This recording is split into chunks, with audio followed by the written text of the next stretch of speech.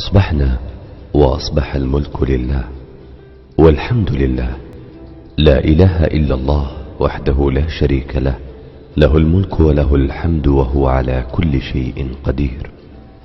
ربي أسألك خير ما في هذا اليوم وخير ما بعده، وأعوذ بك من شر ما في هذا اليوم وشر ما بعده. ربي أعوذ بك من الكسل وسوء الكبر.